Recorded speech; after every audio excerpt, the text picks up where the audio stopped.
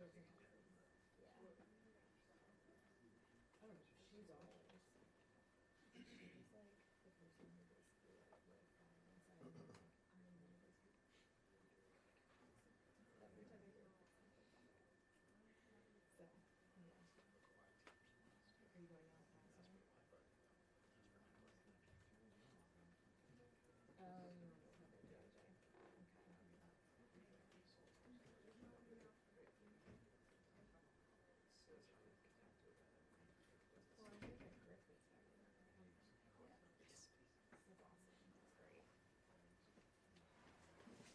going to get started very soon.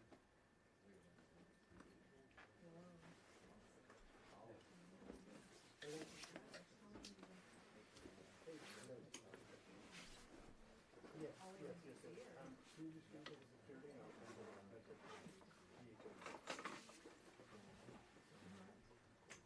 Okay, sounds good. I'll be there in just a half hour.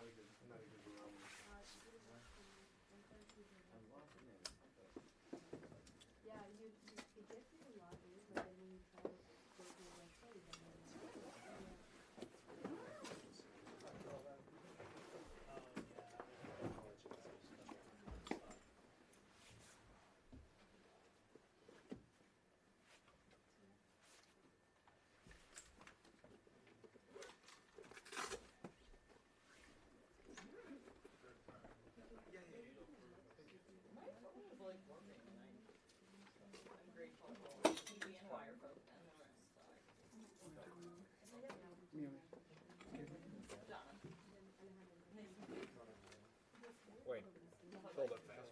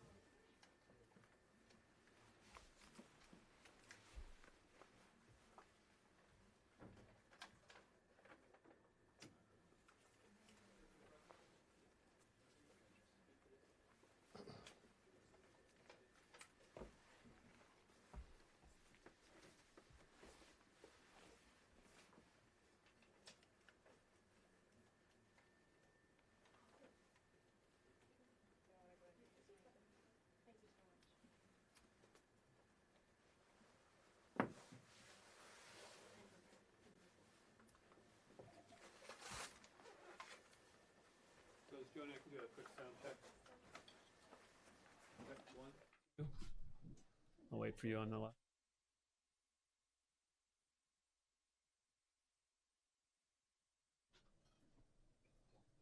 1, 2, 3, 4, 5, 6, 7, Good? You good, sir? Okay. Anybody need a white balance? We're all set? All right. Thank you.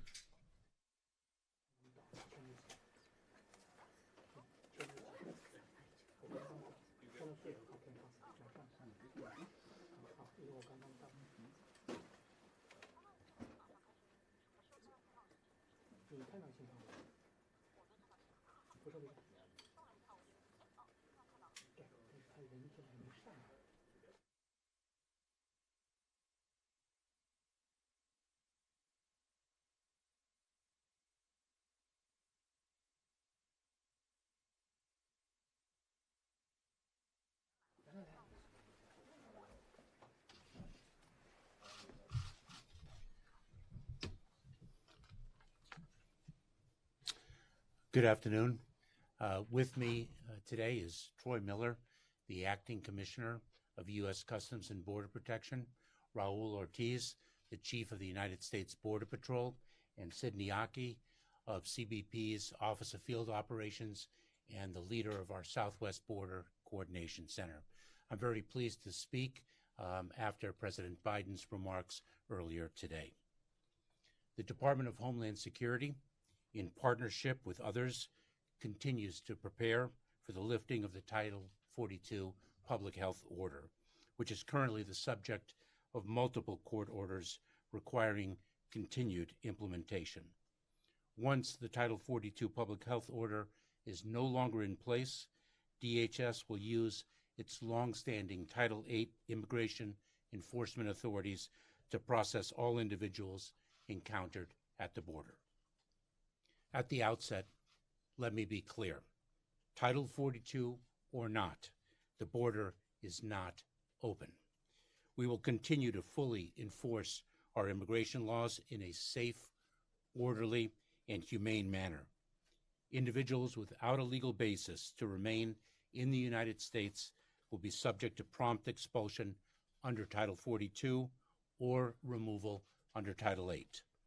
We will comply with the court orders that require us to continue enforcing the Title 42 order, and we will also use this time to enhance and increase our use of expedited removal under Title 8 where permitted to do so.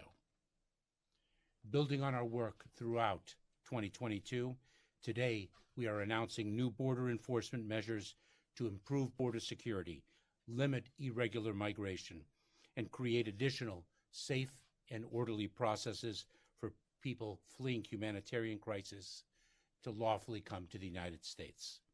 These measures, taken together, are concrete steps to enhance the security of our border today, while the Title 42 Public Health Order is in place, and steps that we will build on and extend to regular Title 8 processes once the Title 42 order is lifted.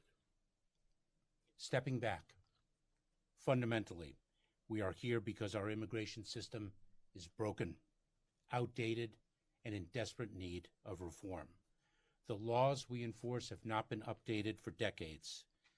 It takes 4 or more years to conclude the average asylum case.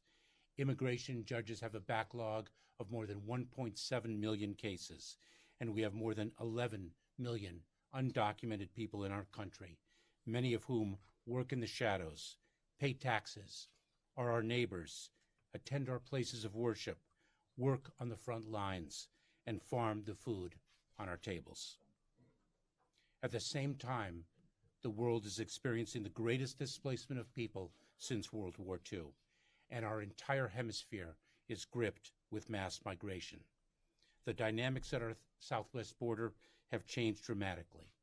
Encounters of Cubans, Haitians, Nicaraguans, and Venezuelans rose more than 250% and grew to 40% of all border enforcement encounters. This migration is by no means limited to our country. There are 2.5 million Venezuelans now living in Colombia and 1.5 million in Peru. Brazil and Chile are hosting more than 350,000 Haitians, and the number of displaced Nicaraguans in Costa Rica more than doubled in the last 12 months alone. The challenges are immense. Countries such as Venezuela and Nicaragua generally refuse to accept the return of their citizens. Smuggling organizations are far more sophisticated criminal enterprises than in years prior. Their reach through social media is unprecedented, and they are far more ruthless. The number of migrants rescued by CBP has almost quadrupled over the past 2 years, and we have seen horrific tragedies involving tractor trailers in San Antonio, Texas, and in the Mexican state of Chiapas. These are only the tragedies that we know of. Countless other men, women, and children have faced grave harm, exploitation, and death at the hands of smugglers along the dangerous route. These challenges are magnified when immigration politics substitute for governance, when leaders deliberately refuse to coordinate their actions with the federal government or communities receiving migrants, or when disingenuous political rhetoric fuels the disinformation smugglers peddle to vulnerable migrants to deceptively lure them to our southern border. I have been to the border nearly 20 times, and I can attest to the steadfast commitment of the DHS workforce to secure our border, enforce our laws, and build safe, orderly, and humane immigration processes under extremely difficult conditions. The challenges I have outlined are straining our capacity and those of our state, local, and NGO partners to manage it. But they have also prompted innovation and collaboration, which we seek to build on today. Our approach to managing increased encounters and preparing for the lifting of the Title 42 order was outlined in our Southwest Border Security and Preparedness Framework issued in April and updated in December. Among other things, this work includes the largest anti-smuggler campaign in history, with over 7,300 smuggler arrests and the disruption of over 8,000 components of smuggler infrastructure, like confiscating tractor trailers or shutting down stash houses, surging agents and officers to the southwest border, bringing the total up to 23,000, and putting more of those agents in the field to perform their essential law enforcement and national security missions. It also includes doubling down on our collaboration, whether with state and local partners through our expanded emergency food and shelter program grants, or with international partners who are united to advance the principles of the Los Angeles Declaration signed by President Biden and 20 other regional leaders last summer. Hemispheric challenges require hemispheric solutions, and we are working closely with governments throughout the region to create lawful pathways, enhance protection, and better enforce borders throughout the migratory chain. Innovation and collaboration are critical to the program we announced in October, enabling vetted and qualifying Venezuelans to travel safely and directly to an interior port of entry in the United States without having to make the dangerous journey to the border. In partnership with Mexico, we impose consequences on those who did not use the newly created lawful pathway. Thousands of Venezuelans have benefited, and we saw a dramatic drop, a 90% drop in the number of Venezuelans encountered at our southwest border following the commencement of the program in October. The program is based on Uniting for Ukraine, a streamlined process that has enabled fleeing Ukrainians to obtain the support of sponsors and travel safely to the United States. Individuals who are provided a safe, orderly, and lawful path to the United States are less likely to risk their lives traversing thousands of miles in the hands of ruthless smugglers, only to arrive at our southwest border and face the legal consequences of unlawful entry. We can provide humanitarian relief consistent with our values, cut out the vicious smuggling organizations, and enforce our laws to enhance the security of our southwest border by reducing irregular migration. Those principles underlie the new actions we are announcing today. First, We will continue the Venezuela process and increase the number of individuals who can benefit from it. Building on its success, we will implement similar processes for Cuban, Haitian, and Nicaraguan nationals who face challenging conditions in their home countries. This is how it works. Effective immediately, citizens from Venezuela, Nicaragua, Cuba, and Haiti who attempt to cross our border without authorization will be swiftly expelled to Mexico, which will accept returns of 30,000 individuals per month who fail to use these new pathways or their home country. At the same time, we will welcome up to 30,000 individuals per month from these 4 countries to come safely to live and work here for 2 years.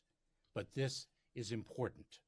If individuals from these countries attempt to cross the U.S. border without authorization or the Mexico or Panama borders after today, they will not be eligible for this new legal pathway.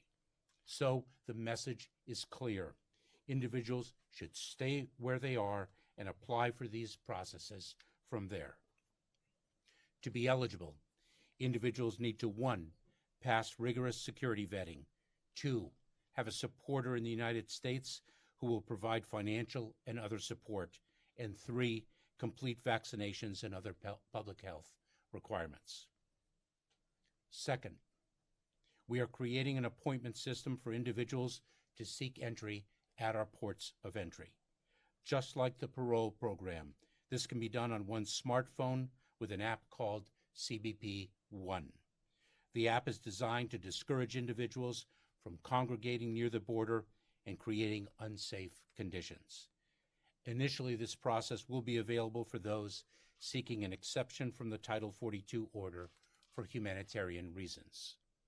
After the Title 42 order is lifted, this scheduling mechanism will be available for non-citizens, including those who seek to claim asylum, to schedule a time to present themselves at a port of entry for inspection and processing, rather than arriving unannounced at a port of entry or attempting to cross in between ports of entry. Those who use this process will generally be eligible for employment authorization while they are in the United States. The CBP One app will be available in English and Spanish, and we are working on other languages. Through technology and lawful processes, we are transforming how migration is managed at our border. But let me again be clear. Those who fail to use lawful processes will face consequences. To that end, we are increasing and enhancing the use of expedited removal under Title VIII authorities for those who cannot be processed under the Title 42 public health order. These efforts include surging personnel and resources and enrolling individuals under the Asylum Processing Interim Final Rule published in March of this past year. As a complement to these efforts, in response to the unprecedented surge in migration across the hemisphere and to reduce encounters at our border, DHS and the Department of Justice intend to issue a proposed rule to provide that individuals who circumvent available, established pathways to lawful migration and also fail to seek protection in a country through which they traveled on their way to the United States will be subject to a rebuttable presumption of asylum ineligibility in the United States unless they meet exceptions that will be specified. Individuals who cannot establish a valid claim to protection under the standards set out in the new rule will be subject to prompt removal under Title VIII authorities, which carries a 5-year ban on reentry. DHS and DOJ will invite public comment on the proposed rule, and more information will be available in the coming weeks. Overall, through today's announcements, we are strengthening the availability of legal, orderly pathways to the United States while imposing consequences on those who fail to use pathways made available to them by the United States and our regional partners. We will continue to monitor developments on the southwest border and will accelerate or implement additional measures as needed, consistent with applicable court orders. We are a nation of immigrants, and we are a nation of laws. We are devoted to providing humanitarian relief for those who qualify. It is one of our country's proudest traditions, and we are committed to enforcing our laws to hold accountable those who do not establish a legal basis to remain. As President Biden has done since his first day in office, we again call on Congress to legislate, to provide sufficient resources to manage the increased encounters at the border and to fix the immigration system everyone agrees is terribly broken. Absent congressional action, we will do what we can using the authorities and resources available to us to manage the border in a safe, orderly, and humane manner. We were able to do so because of our extraordinary personnel. Thank you. I will be pleased to take your questions. We have time for just a few questions, Nicole. Thank you, Mr. Secretary. How do you respond to criticisms that the new lawful pathway you mentioned, which relies on U.S. sponsorship, will shut out some of the most vulnerable asylum seekers who might not have access to 2 years of financial support here, family, or even access to a smartphone?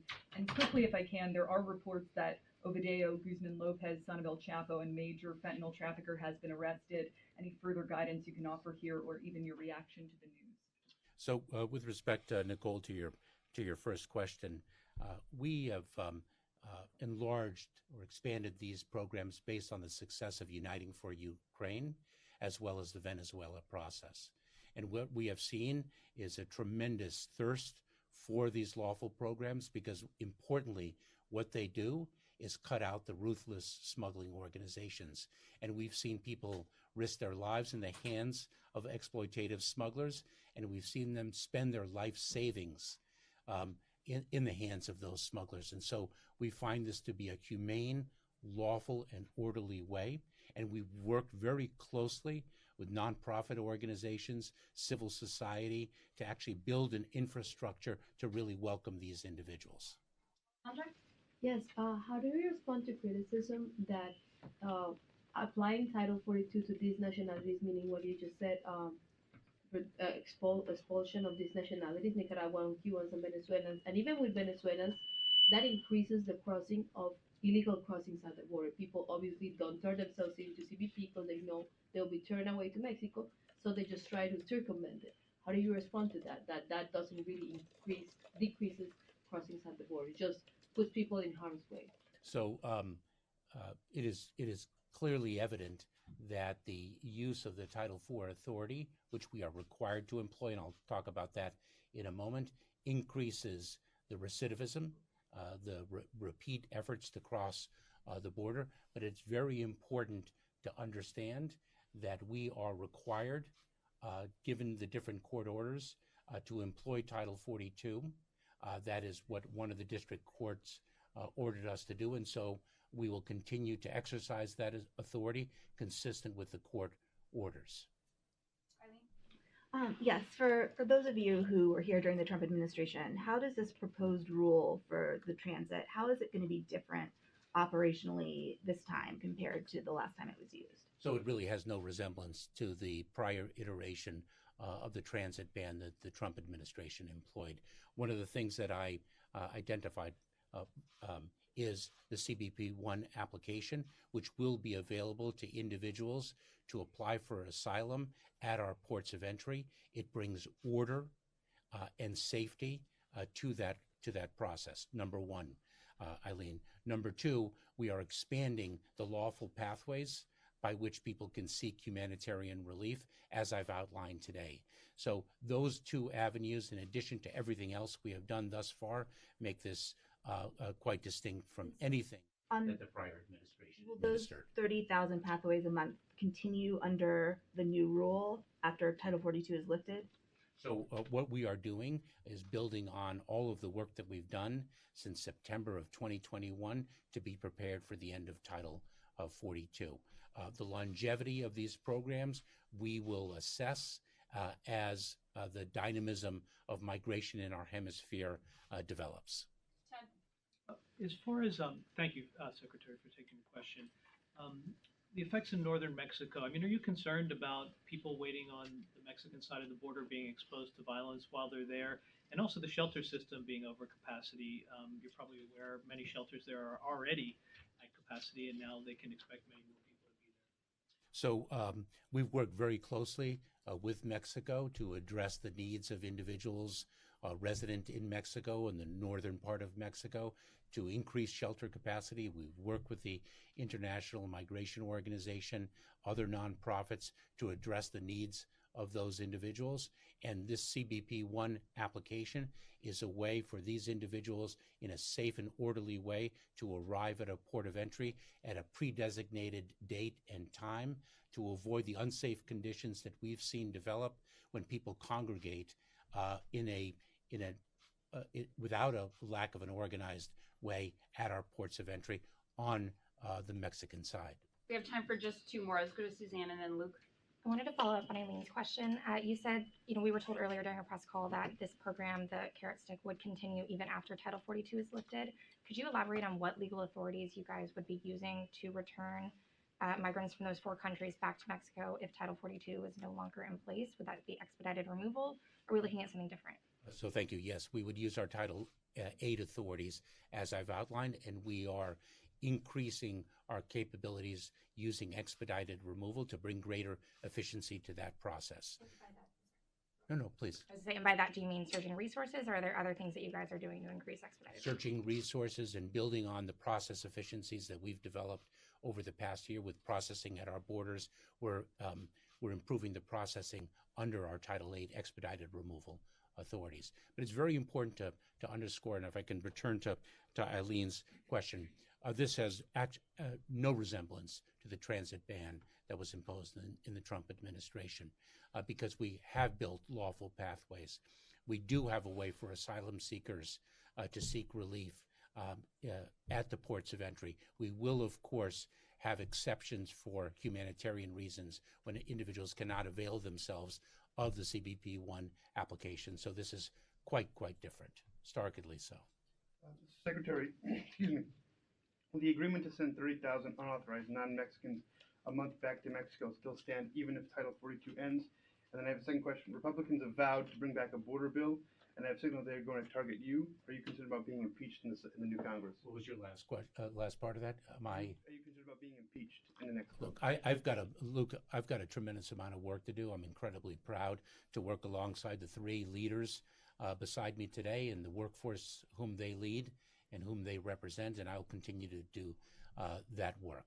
The longevity of these programs is something that, of course, depends on what we are experiencing at the border and the dynamism, as I mentioned, of the migration challenge that is gripping this hemisphere and, quite frankly, the entire world.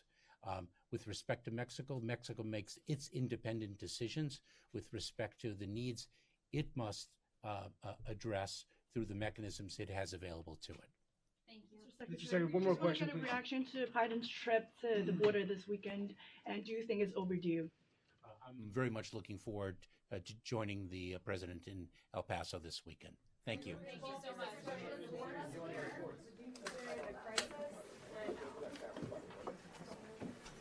I have a photo.